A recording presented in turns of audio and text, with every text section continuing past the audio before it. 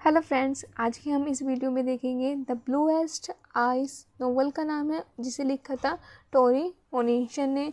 आज हम इस नोवेल के question answer, characters, setting, plot सब इसी वीडियो में देख लेंगे। और जो पिछली वीडियो थी मैंने आपको उस वीडियो में स्टोरी बता दी है इसकी। अगर आपने वो वीडियो देखी है तो अच्छी बात है, नहीं देखी है तो इसमें भी आपको पूरी स्टोरी पता लग जाएगी, कोई बात नहीं है। आप इसे अच्छे से देख लीजिए। इसमें मैं आपको पूरी स्टोरी अच्छे से डिटेल में बता दूंगी। इसमें मैंने एक ओवरव्यू दे दिया था, अब इसमें मैं आपको अच्छे से स्टोरी बता दूंगी। कैरेक्टर, क्वेश्चन सब इस वीडियो में आपको मिल जाएगा। ठीक है, तो चलिए वीडियो स्टार्ट करते हैं। टोरी मोनिसन इसके राइटर हैं जिन्होंने रिसीव किया था पुलित्जर प्राइज़ इन लिटरेचर में, जिसका फुल नाम ये है, आप देख लेना, नोन एज अ टोरी मोनिसन, जिसे हम टोरी मोनिसन के नाम से जानते हैं। वो एक अमेरिकन नॉवलिस्ट और एडिटर है। उनका first novel the bluest ice है, इन 1970 में ये प्रकाशित हुआ था। मोनिसन वाज बोर्न इन ओहियो, इनका जन्म ओहियो में हुआ था। ये जगह का नाम है लोरियन ओहियो। और नोवल जो है उसका भी प्लेस इन लोरियन ओहियो में ही इसकी सेटिंग है, यहीं पर ये सेट है novel. And tell the story of, और ये जो नोवेल है हमारा स्टोरी बताता है एक यंग अफ्रीकन गर्ल की जिसका नेम पिकोला है, who grow up following the great depression, जो ग्रेट डिप्रेशन के समय बड़ी हुई है। ग्रेट डिप्रेशन 1930 में आया था। पॉइंट ऑफ व्यू हमारा first person and third person है। Structure named after season, named begin with autumns end with the summer. इसका जो ये सीज़न में मतलब नेम आफ्टर, इसका जो नेम रखा गया है सीजन पर रखा गया है। बिगिन जो ये नोवेल होता है वो ऑटम यानी पतझड़ के मौसम में होता है, and end with the summer, और समर में एंड हो जाता है। Toni Morrison is a black lady, वो एक ब्लैक लेडी थी जिन्होंने ये नोवेल लिखा था। Toni Morrison who lived in a society to face many problem, वे उस सोसाइटी में रह रही थी जहाँ पर उन्हें ये सब प्रॉब्लम फेस करनी पड़ती थी। She wrote many great novel, उन्होंने कई ग्रेट नोवेल लिखे थे। एंड रिसीव मैनी प्राइज, और बहुत सारे प्राइज रिसीव किए हैं। ठीक है, ये तो टोनी मोनिशन के बारे में हो गया, और थोड़ा सा नोवेल के बारे में बता दिया है, सेटिंग। फिर हम देखेंगे करेक्टर। इसमें मेन करेक्टर, ये हीरोइन ऑफ द नोवेल जो हम कह देंगे वो पिकोला है, ब्रीड लव है, प्रोटोगोनिस्ट है ये नोवेल की। Pecola the protagonist of the novel. Pecola is a 12 year old, एक 12 ईयर ओल्ड है। And the protagonist of the novel, और प्रोटोगोनिस्ट है, मुख्य पात्र है नोवेल का। She is the young black girl, एक यंग ब्लैक गर्ल है, ग्रोइंग अप इन 1940, जो 1940 में ग्रोइंग अप हुई है ओहियो में। Pecola is a characterized by her deep desire for blue eyes. जो पिकोलो का चरित्र है वो ऐसे दिखाया गया है कि उसकी तीव्र इच्छा होती है ब्लू आइज की, कि उसकी नीली आंखें हो जाएं, which she believed will make her beautiful, और उसका विश्वास था कि उसके पास अगर ब्लू आइज हो जाएगी तो वो उससे ब्यूटीफुल हो जाएगी और सब लोग उससे प्यार करने लगेंगे। ठीक है, friendship with Claudia and Frieda, उसकी फिर फ्रेंडशिप होती है क्लोडिया एंड फ्रीडा से। Pecola forms a close friendship with Claudia and Frieda. Pecola forms a close, ये दोनों भी ब्लैक वुमेन ही होती हैं, ब्लैक ही होती हैं ये, तो उनके साथ इसकी क्लोज फ्रेंडशिप होती है। मुख्य मित्र होते हैं इनके Claudia and Frieda. Two sister हैं ये in the novel. They are friendship highlight, उनकी फ्रेंडशिप हाईलाइट करती है the importance of connections and empathy in Pecola life. Importance of connection का इम्पोर्टेंस और एम्पैथी इन पिकोला लाइफ में।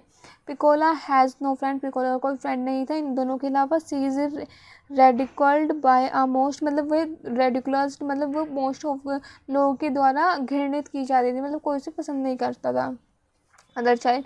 And is insulted by a black school boys, और वो black school जो boy था उनके द्वारा भी इंसल्टेड की जाती है। ऑफ अ डार्क स्किन, क्योंकि उसकी ब्लैक स्किन थी ना उस वजह से। एंड कर्ज फीचर्स, और उसके जो कर्ज फीचर्स है उस पर उसकी बुराई करते थे, मतलब इंसल्ट करते थे उसकी। इनोसेंस, वो क्या थी, एक इनोसेंट लड़की थी। ये हेडिंग भी डाल देना आप। ठीक है, फिर नेक्स्ट आ जाता है हमारा पिकोला आइसोलेशन, पिकोला का अलगाव। मैनी पीपल लुकड डाउन, बहुत सारे लोग उसे लुकड डाउन, नीचा देखते थे, नीचे दिखाते थे। ऑन पिकोला को ट्रीटेड हर डिफरेंटली, उसे डिफरेंटली ट्रीट करते थे। This land to her isolate, ये उससे आइसोलेट अलगाव महसूस करता था। Long sorry long hours she sat looking in the mirror, लंबे समय तक वह अपने आप को ही शीशे में देखती रहती थी। ट्राइंग टू डिस्कवर, ये खोजती रहती थी द सीक्रेट क्या राज है उसके अगलीनेस के पीछे। The ugliness that made her ignored, उसकी जो अगलीनेस है जो उसे लोगों को इग्नोर कर देती है, मतलब लोग कि उससे लोग इग्नोर कर देते हैं, वो उसके अगलीनेस का कारण क्या है वो देखती है वो घंटों शीशे के सामने बैठकर। और despite at school by teachers and class alike, she was the only member of her class, वो एक अकेली मेंबर थी पूरे क्लास में। हु सैट अलोन, जो अकेली बैठी थी अब at a double desk seat पर, वो डबल डेस्क सीट पर वो अकेली बैठी थी, सिर्फ वो एक अकेली ही लड़की थी। She sat know that when one of the girls at school wanted to be particularly insulted to a boy or wanted to get reduced from him. She also know, वह यह भी जानती थी डैट कि जब बहन वन ऑफ द गर्ल्स, कोई भी लड़की स्कूल में चाहती थी किसी भी लड़के को इंसल्ट करना, है ना, respond particular insulted the boy और wanted to get response from him, और उसे रिस्पॉन्स देना, सी कॉल्ड से, तो वो कहती थी Bobby loves पिकोला beloved, Bobby loves पिकोला beloved, मतलब कोई भी लड़की अगर किसी भी लड़के को उसे जवाब देना हो या किसी लड़की को रिस्पॉन्स करना हो, कोई लड़का लड़की को छेड़ा, मतलब जो भी करना हो उसे लड़की को, तो वो लड़की उस लड़के को कहती थी बॉबी लव पिकोला बिलव्ड्स, बॉबी लव पिकोला बिलव्ड्स। ठीक है, फिर आ जाएगा प्रे फॉर ब्लू आइज, उसकी प्रे फॉर ब्लू आइज, वो ब्लू आइज के लिए प्रे करती है कि काश मेरी ब्लू आइज हो जाएं। She feel that she would be able to translate the ugliness वो इसका ऐसा विश्वास है कि वह अपनी अगलीनेस को ट्रांसफ़र कर देगी ऑफ हर लाइफ से, to change the behaviour of her parents, और अपने पेरेंट्स के बिहेवियर को चेंज कर देगी। अगर उसकी आंखें नीली हो जाएं तो सब उससे प्यार करने लगेंगे, वो ऐसे सोचती थी।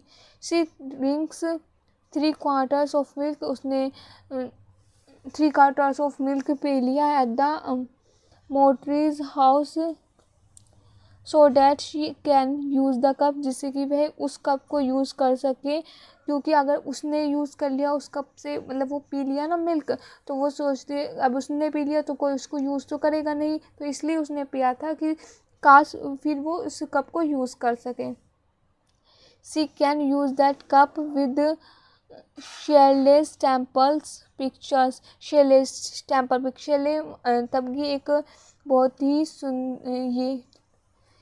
ही सुंदर मतलब लड़की थी वहाँ पे, हीरोइन कह दो या मतलब छोटी एज की थी, वो बहुत ही सुंदर थी, वाइट थी, तो उसका वो फ़ोटो छप रहा था उस कप पे, तो वो उस पिकोला बिलव्ड को बहुत अच्छी लगती थी, वो उसकी पिक्चर्स वो बहुत अच्छी लगती थी, वो वाइट थी क्योंकि, है ना, तो इस वजह से वो उस कप को यूज़ करना चाहती थी, इसलिए उसने वो इतना सारा मिल्क पिया था, और उसकी जो ना उसकी पिक्चर छपी हुई थी उस कप पर on it, and even response to consulting Soaphead Church thinking that perhaps he can make her eyes blue, और वो चर्च में भी जाती है और उनसे भी कहती है, एंड इवन रेस्टोर टू, और चर्च में भी जाती है वो जिससे अपनी उसकी आंखें ब्लू हो जाएं, वहाँ पे भी जाकर भी प्रेयर करती हैं।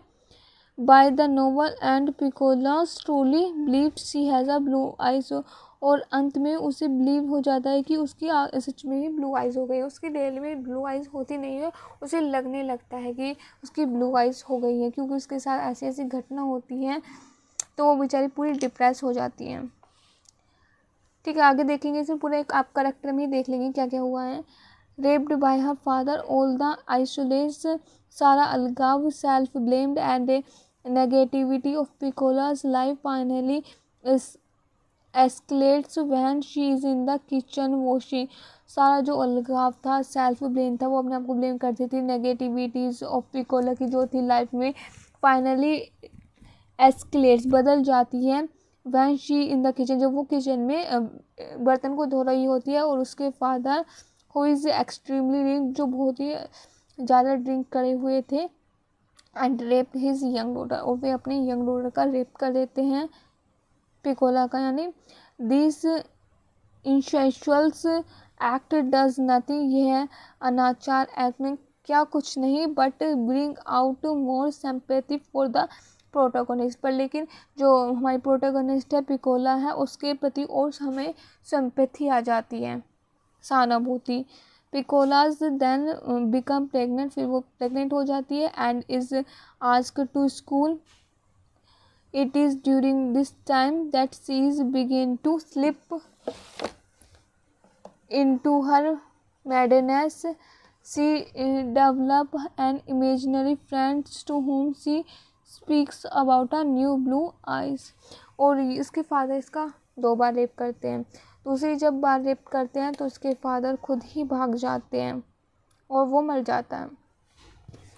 तो जब ये दूसरी बार की बात है, जब उसका होता है रेप, तो वो एकदम पागल सी हो जाती है ना, और फिर वो अपना एक इमेजिनेटिव फ्रेंड बनाती है और उससे ही पूरी बात करती रहती है, और नोवेल स्पेस समाप्त हो जाता है। और भी दे रखा है इसमें चोली बिलव्ड, ये फादर हैं पिकोला के, कभी देख लेते हैं। Father of पिकोला when choli was 4 days old, जब चोली 4 डे बड़ा था। इन्हें आपको इसके करेक्टर को, चोली बिलव्ड को लिखने की जरूरत नहीं है, सिर्फ आप बस सुन लीजिए, बस आप पिकोला का लिख लेना, वही बहुत है। इसे आप बस सुन लीजिए। जब चोली ब्रीडलव 4 ईयर का था, चोलीज मदर, उसकी जो माँ थी, उसे रैप्ड करके न्यूज़पेपर में एंड ब्लैंकेट में and threw him into a junk heap, और उसे कूड़े के ढेर पर फेंक दिया था। His father had already deserted the family. Cholly was raised by her great aunt, Cholly को तो जो था वो उसकी ग्रेट आंट द्वारा बड़ा किया गया था, कोल्ड आंट जिमी, जिसे हम आंट जिमी कहते हैं। As an adult Cholly is जैसे ही अडल्ट हुआ, Cholly is frequently drunk and he is abusive to his wife, वो ड्रंक करने लगा था और अपने वाइफ को भी अब्यूज़ करता था, गाली देता था, एंड चिल्ड्रंस को भी लेटर एज अ टीनेज, जब वो टीनेज में था, during his first sexual experience, अपने फर्स्ट सेक्सुअल एक्सपीरियंस में 2 white man stumbles upon him, उस पर जोर डालते थे, दे फोर्स हिम, उसे फोर्स करते थे to continue the sexual act, कि वे अपने सेक्सुअल एक्ट को जारी रखे, as they wanted watch joyful, जिससे वे जॉयफुली आनंदपूर्वक उसे देख सके। चोली इज ह्यूमिलेटेड, चोली को ह्यूमिलेटेड हुआ फॉर लाइफ, वो उसे पूरी लाइफ में उसे ना, ही हेट्स ह्यूमन रिलेशन, वह ह्यूमन रिलेशन से हेट करने लगा, लाइक मैरिज। ठीक है, फिर आ जाएगा हमारा Polly Breedlove. Polly Breedlove जो है मदर है पिकोला ब्रीड लव की, whose believe that she is ugly, जो ऐसा मानती थी कि वह अगली है। This believe has made her lonely, और यह बिलीव उसे अकेला बना देता है। And cold, she has a deformed foot, उसका एक पैर खराब था। And she is herself as a martyr of a terrible marriage, और वह खुद को मानती थी कि वे एक शहादत की, कि वह एक भयानक मैरिज में फंस गई है। She love watching beautiful white actors, और उसे ब्यूटीफुल वाइट एक्टर्स को देखना पसंद था, मूवी को, ब्यूटीफुल वाइट एक्टर्स की मूवी को देखना पसंद था। And enjoy working for a white family, और वो वाइट फैमिली में काम करने में इंजॉय करती थी।